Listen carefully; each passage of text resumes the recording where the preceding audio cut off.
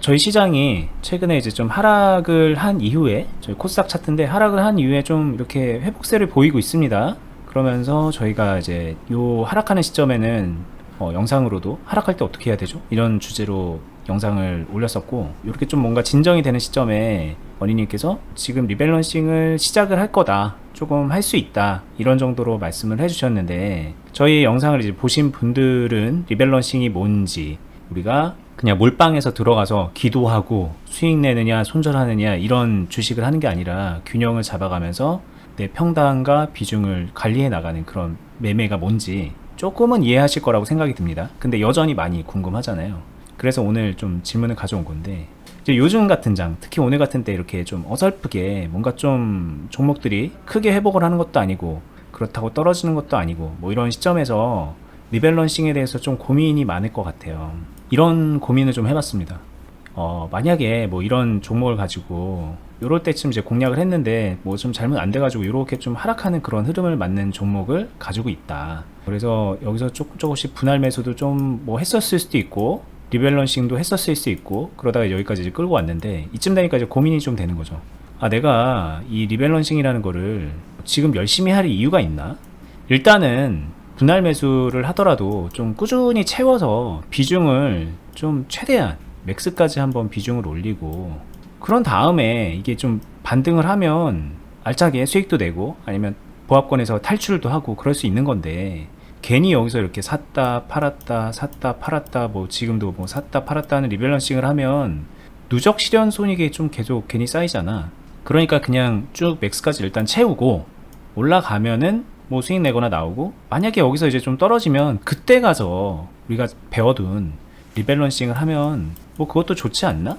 뭐 앞으로 벌고 뒤로까지냐, 앞에서 조금 손해보고 뒤에서 버냐, 이런 차이인 거 아닐까? 라는 생각을 하는 분들도 있을 것 같아요. 그쵸. 그런 생각 하시는 분들 있죠. 그래서 합리적인 생각 같아서 지금 뭐 요럴 때, 아 그래 조금 이제 좀 반등이니까 지금이 기회야 하면서 막 오히려 비중을 막 늘리고 있는 분들도 있을 거예요. 속으로는 그래 이게 리밸런싱이지 라고 생각을 하면서, 이게 뭐 문제가 있는 행동일까요? 아니면은 뭐 잘하고 있는 걸까요?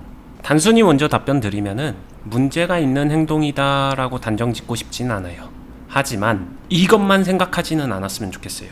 정리하면 요 정도 생각 얼마든지 해봐도 되고 선택할 수도 있습니다. 하지만 이거를 단정 짓게 되면은 결국 스스로 요 상황 하나밖에 없게 만드는 거거든요. 자신이 행동할 수 있는 경우의 수를 외통수로 스스로 만들고 가고 있는 거기 때문에 접근이나 뭐 이런 건 괜찮지만 조금만 더 이렇게 극단적으로 가지 말고 이 두 개, 실현 손실과 맥스 비중, 요거를 너무 극으로만 몰지 말고 맥스까지 가지 않게끔만 조금만 더, 그 전에 요때 하려고 했었던 행동을 그 전에 조금만 앞당겨서 해주시면은 더 많이 유연해질 수 있다. 요 정도 팁 드릴 수 있을 것 같아요. 그러면 이제 또 좀 확장해서 생각했던 거를 원인님께 좀 확인을 받아보면 뭐 이럴 수도 있을 것 같아요.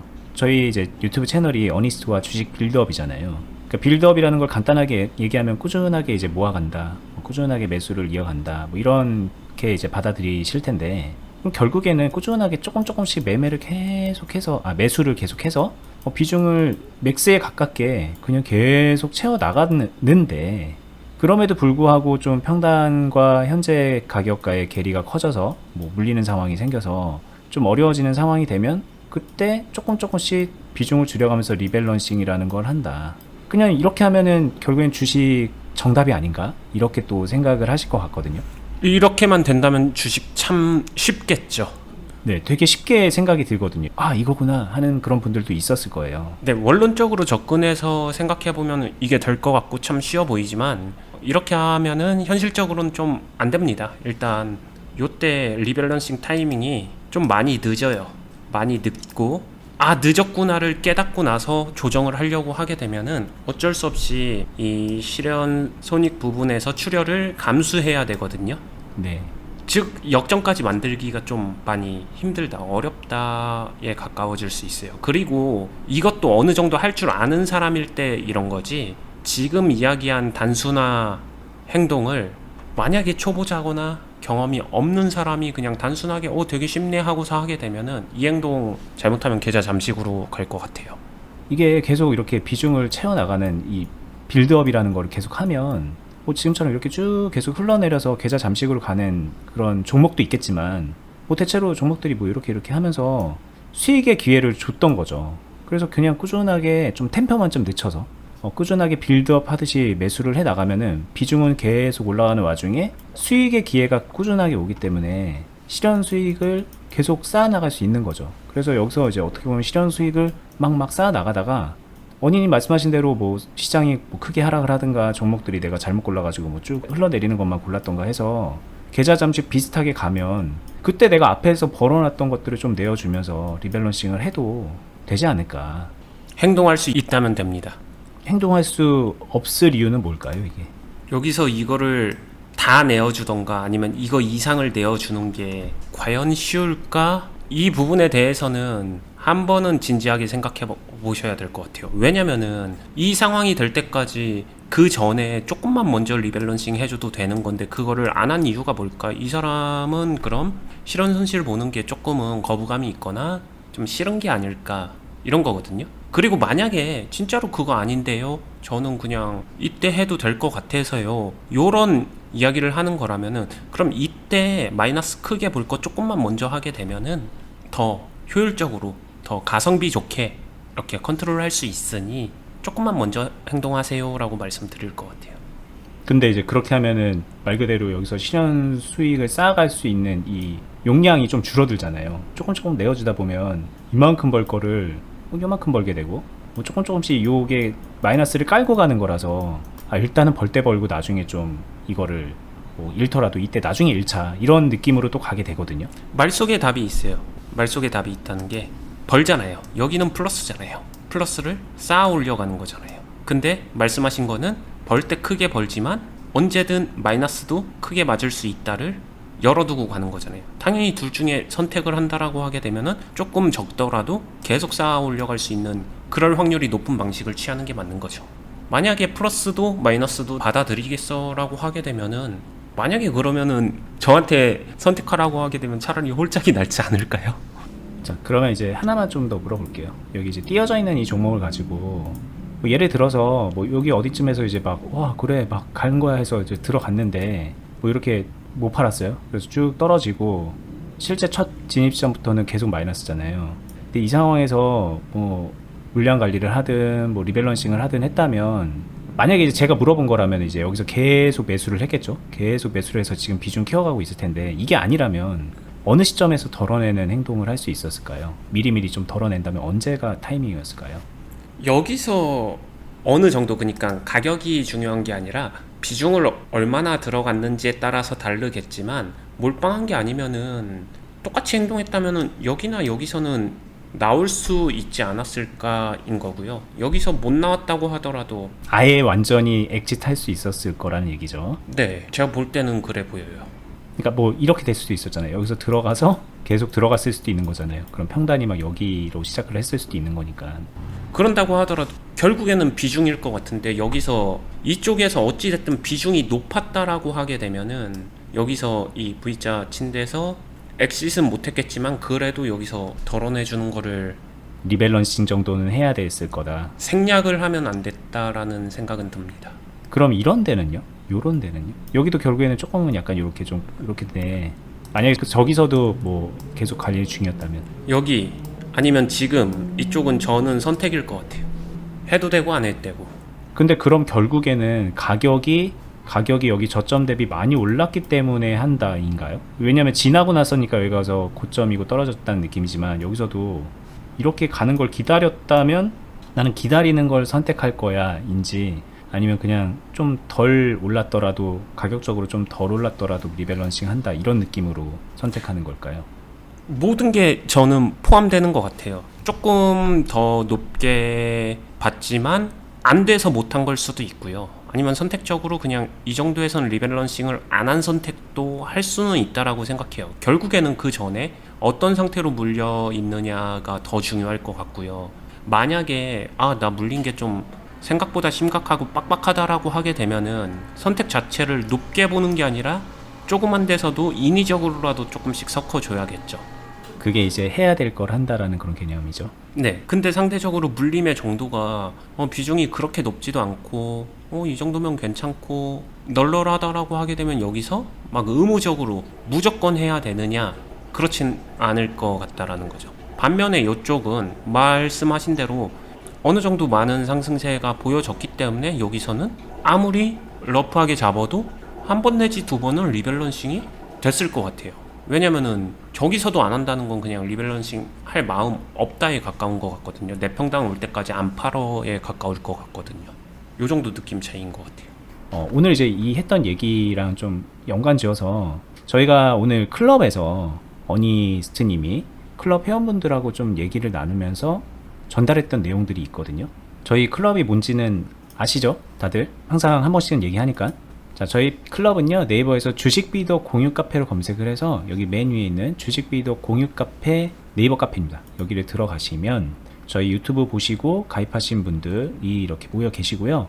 여기 카페에서 일단 회원 가입하신 다음에 주주회원 투자클럽 공지 보러 가기 있죠. 여기 가면은 어떤 클럽인지 가입 어떻게 하는지 설명이 다 돼 있으니까 이거 보고 참고하시면 되고, 여기에 이제 미리 작년부터 해서 그 몇 년 전부터 해서 가입해서 회원으로 계신 분들이 어니님하고 계속 얘기도 주고받고 배우고 매매도 같이 따라하고 수익도 만들고 뭐 손실 관리하는 거, 리밸런싱 하는 거, 그런 것들 하루하루 다 따라가면서 하고 계시거든요. 이제 요분들하고 원희님이 오늘 얘기 나눈 거에서 제가 질문한 거랑 조금 연관되는 포인트가 있는 것 같아서 그 설명을 좀 원희님께 요 자리에 빌어서 좀 다시 한번 들어보는 것도 좋을 것 같아요. 네, 리밸런싱이 필요해, 리밸런싱 어떻게 해, 뭐 이런 이야기를 했지만 그 전에 한 번씩 생각해 보시면 좋을 게, 리밸런싱을 도대체 왜 하는가, 근본적인 이유가 무엇인가, 여기에 대해서 한번 생각해 보실 필요는 있을 것 같아요. 제가 한번 이해를 돕기 위해 그림을 준비했습니다. 그러니까 저희 같은 경우는 리밸런싱 왜 하는가 하면 물린 거 탈출하려고 하는 거거든요, 그냥. 네, 보통 그렇게들 많이 생각하시더라고요. 물린 종목 탈출하려고. 근데 저도 많은 분들이 그렇게 생각한다는 게 조금 사실 놀랍긴 했습니다. 그래서 준비한 그림인데요. 여기 한번 봐볼게요. 이거 자본주의 시장에서 어찌 보면은 되게 기본이 되는 걸 수도 있어요. 자본주의 시장의 원리를 한번 생각해 보세요. 길동이가 금광으로 왔다 갔다 하면서 금괴를 금고 안에 넣습니다. 그리고 둘리는 금고를 밀면서 금광으로 이동을 시키는 거예요. 자, 자본주의 시장에서 길동이와 둘리 중에 누가 결국 부를 더 원만하게 효율적으로 잘 이룰까 생각해 보시면은 되게 쉬워요. 간단합니다. 둘리가 유리하겠죠. 이 내용이 어렵지는 않을 거예요. 하지만 여기서 이 과정을 딱 한 1분, 2분만 시뮬레이션 해보세요. 이 과정을. 초반에는요, 길동이가 훨씬 빨라 보입니다. 왜냐? 달려서 금괴 갖고 와서 금고 1개, 2개 놓게 되면은 금고에 둘리보다 빨리 채워지는 것 같잖아요. 둘리는 그때도 낑낑대면서 밀고 있을 테고, 게다가 만약에 여기에 돌뿌리라도 하나 걸려 있으면은, 이런데 돌뿌리라도 하나 걸려 있으면은 금고는 더 안 움직입니다. 길동이가 훨씬 빨라 보이거든요. 근데 결국에는 둘리가 유리하다는 거는 설명 안 해도 아실 거예요.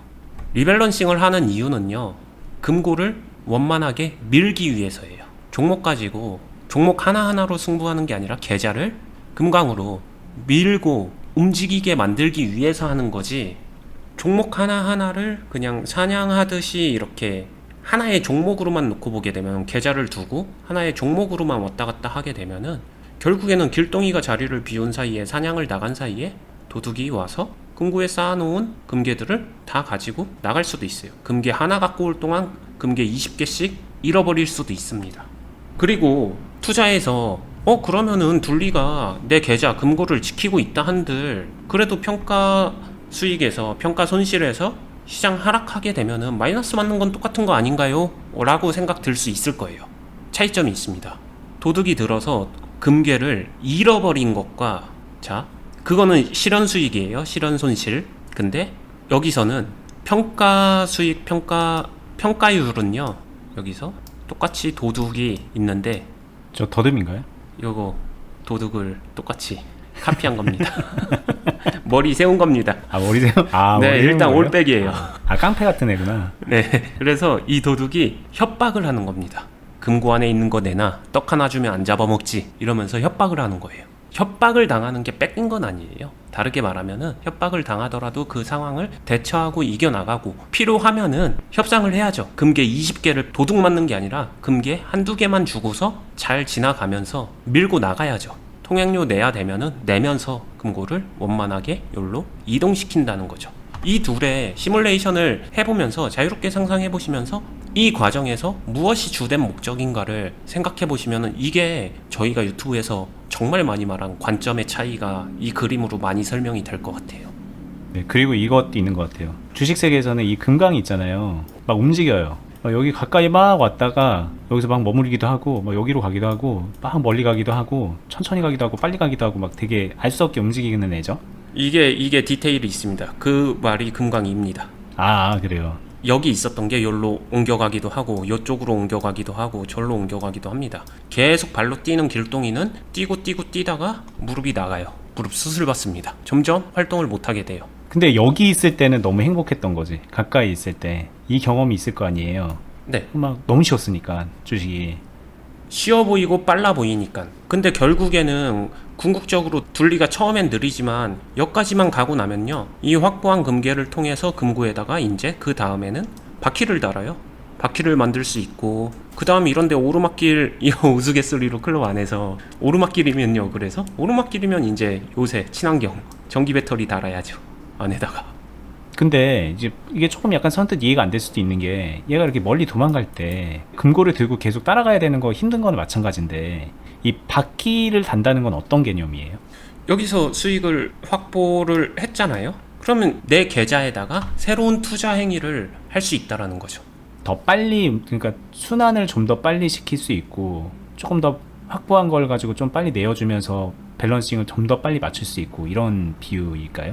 그런 비유는 아닐 것 같아요. 금고 자체를 보다 효율적으로 만든다. 결국엔 금고에 금괴가 많이 담기고 이 안에 많이 쌓이는 게 중요한 거잖아요. 네. 그러니까 뭐 쉽게 말하면은 투자금이 처음에 1,000,000원으로 했다라고 볼게요. 천에서는 되게 빡빡하고 힘들지 몰라도 금강 1을 만나서 이게 어느 정도 늘어났다라고 하게 되면 그 늘어난 걸로 추가적인 슬랏도 만들 수 있고, 아니면 슬랏에 증액도 할 수 있고, 아니면 뭐 빌드업을 더 많이 할 수도 있고, 이렇게 하다 보면은 처음에 여기서 손으로 미는 것 같은 속도였다면 그 다음에 굴러가는 거는 바퀴 달고 굴러가는 것처럼 더 빠르게 굴러간다. 이게 버디님이 말씀하신 회전력이 좋아진다. 이것도 어느 정도는 맞지만 그 회전력이라는 게 막 많이 종목을 매매해서 많이 뭔가 매매 액션이 빠르다 이런 느낌은 아니고, 더 유연해졌다, 이런 뜻이겠네요. 네, 부의 증가 속도가 빨라진다라는 느낌이 맞죠. 그러니까 그거네요. 이 수익금의 규모가 계속 쌓여가는 이 와중에 내 자본이 전체적으로 키워가면은 그로 인해서 유리해지는 게 계속 생겨난다, 이런 개념에 가깝겠네요. 할 수 있는 게 많아지고. 그쵸. 시간이 지날수록 이게 점점 커지면서 금고 자체가, 계좌 자체가 업그레이드 되는 게 이동되는 거니까 똑같이 한 발자국 움직인다고 하더라도 그 움직임은 달라지겠죠, 가면 갈수록. 하지만 길동이는 무조건 뛰면 뛸수록 얻을 수 있는 거는 손으로 들고 오는 금괴 한 개예요. 이게 더 멀어지고 어딘지 모르는 데를 찾아 헤매게 되면서 이게 증가하진 않잖아요.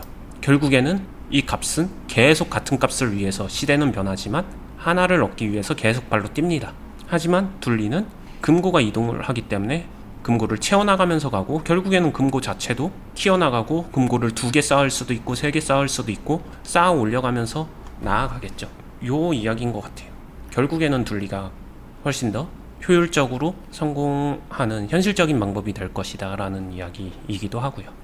저희 클럽 회원분들 중에서 1년 정도 지나고 나서 인사를 하죠. 1년 됐고 이제 2학년으로 올라갑니다, 이러면서 이제 재가입을 하시는 분들이 있는데, 자, 그분들이 하시는 말씀 중에서 좀 인상 깊었던 게, 지난 1년 동안 뭐 수익을 낸 것도 낸 건데 빌드업을 하면서 투자금이 2배가 됐습니다, 뭐 이런 얘기 하실 때 있어요. 그러니까 요만한 거 가지고 이제 되게 힘들게 이렇게 뛰어다녔었겠죠, 클럽에 오시기 전에. 근데 이 금고를 옮긴다라는 개념을 가지고 빌드업도 하고 리밸런싱도 하고 그러면서 여기가 이제 투자금을 점점 키워서 말씀하시는 바퀴를 하나씩 달고 있는 그런 것들을 경험담으로 얘기해 주시는데 맞닿아 있는 얘기 같아요. 그리고 많은 분들이 주식을 하면은 애초 투자금 딱 정해 놓은 거 가지고 이 안에서 쫄아가지고 이 금액 키우면은 무섭잖아요. 이 금고가 이렇게 커지면 도둑이 가져갈까봐 못 키워요. 여기서 왔다 갔다 하시는 분들은. 그래서 애초에 투자금으로 그냥 주식을 계속 하시는 분들이 있고, 무릎 안 나가기 위해서 하는 거죠. 그리고 뭐 걱정을 덜 하기 위해서. 근데 그 결과 얻는 것이 무엇인가라고 하면은 스트레스가 거의 대부분 아닌가 라는 생각이 들고, 오히려 더 줄어드는 투자금으로 인해서 상실감을 얻게 되는데, 이 밑에 있는 요 개념으로 주식을 하면 많은 것들이 변합니다. 네, 대부분이 여기서 돌뿌리 하나 걸렸었을 때, 돌 걸렸네? 돌을 피해서 금고를 미는 게 더 중요한 거지. 돌 걸렸네? 안 되겠다. 발로 뛰어. 이거는 되게 한번 생각해 보시라는 거예요. 네. 자, 정리를 하면, 그래서 제가 오늘 물어본 얘기가 그거잖아요. 리밸런싱을 미룬다. 그리고 계속 나는 실현 수익을 쌓아갈 거다. 그 개념이 딱 요거 같아요. 여기 나 이거 옮기다가 언니님이 말한 것처럼 여기서 돌뿌리가 딱 걸렸으니까 아예 됐다. 그냥 열심히 뛰자. 그렇게 해서 수익 만들자. 그런 식으로 생각을 하고 주식을 하시는 것 같거든요. 근데 애초에 생각 자체가 다릅니다. 이게 리밸런싱은 물린 주식을 탈출하기 위해서 하는 게 아니고 이걸 위해서 하는 거다 라고 생각을 해보시면 조금 더 생각의 전환이 되실 것 같고, 방법적인 측면은 저희가 유튜브에서도 많이 공유를 해드렸고, 오늘 거에서도 물론 말씀드린 게 있어요. 그리고 과거 영상에서도 많이 공개를 해드렸으니까 영상 보고 참고하셔도 좋고, 여전히 감을 못 잡는 분들은 아까 말씀드렸던 주식비더 공유 카페 네이버에서 검색해서 오셔서 가입하시면은 언니님하고 조금 더 편안하고 행복하게 요거 해 나갈 수 있습니다. 그리고 많은 분들이 이미 그렇게 오셔서 하고 계시거든요. 그분들을 보면서도 많은 변화를 얻어내실 수 있을 거예요. 그렇게 좀 참고하시면 좋을 것 같고, 저희가 하고 있는 클럽은 영상 하단부에 링크로도 걸어놨습니다. 링크 타고 공지사항 확인해 보셔도 돼요. 저희는 계속해서 이렇게 좀 여러분들이 궁금해할 만한 포인트를 그날 이슈에 맞춰서, 그날 상황에 맞춰서 되도록 라이브한 느낌을 전달해 드리도록 좀 노력을 할 거고요. 뭐 눈치채셨는지 모르겠지만 저희가 지난 며칠 동안 해왔던 이런 좀 대화의 분위기가 몇 달 전하고는 조금 많이 다를 거예요. 뭐 나름 저희는 시즌을 변경했다는 생각으로 지금 해나가고 있는데, 계속 보시면서 도움 많이 받아가시기를 바라겠습니다. 저희 채널 구독 알람도 해두시고요. 저희는 다음에 뵐게요. 감사합니다. 감사합니다.